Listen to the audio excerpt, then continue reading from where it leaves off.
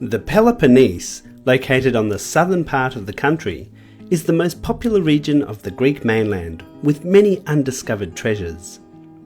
Geographically, the Peloponnese has the shape of a plain tree leaf, hosts the most important archaeological sites of Greece, has picturesque seaside villages, gorgeous beaches, castles and ski centres.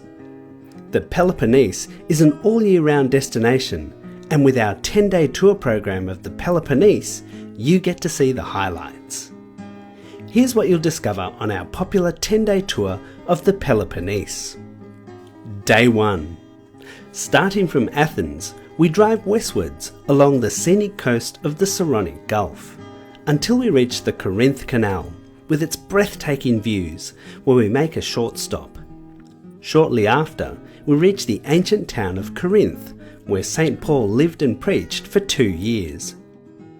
Back in ancient times, Corinth was one of the richest cities, and this is quite evident by its remains, including the huge agora, or marketplace, and Apollo's temple that dates from the 6th century BC.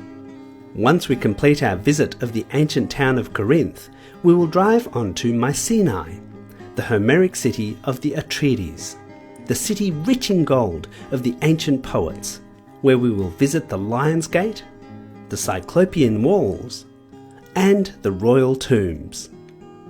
Then we'll continue on to Nafplion, through the fertile plain of Argolis and ancient Tiryns.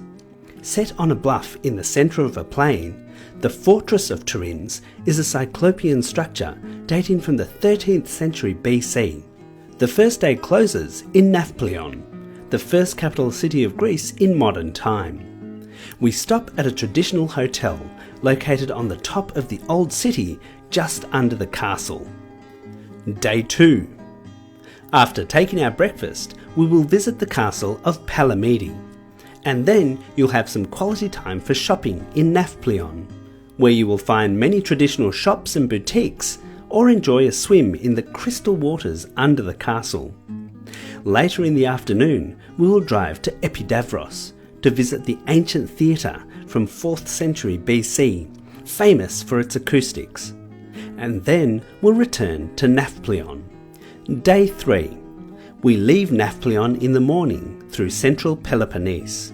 We'll drive south by the scenic coast of the Argolis Gulf.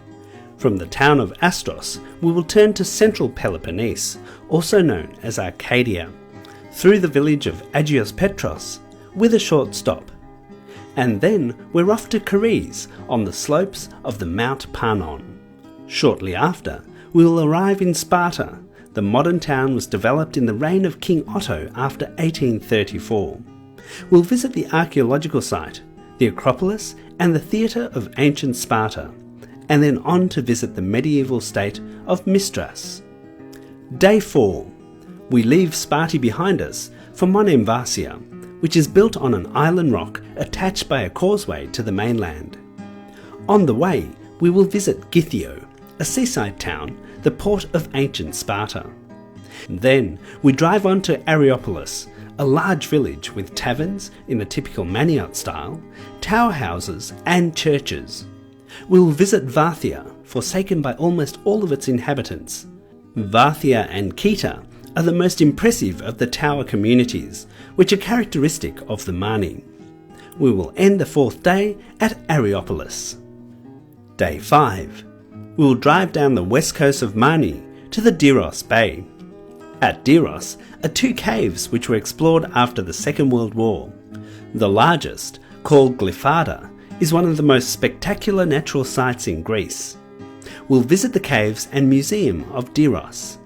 The guided tour consists of a boat trip, about 2 kilometres, along both arms of the river, which splits in 2 in the cave. Day 6. We depart for Kalamata to visit the city and do some shopping, and then off to Pylos, better known as Navarino.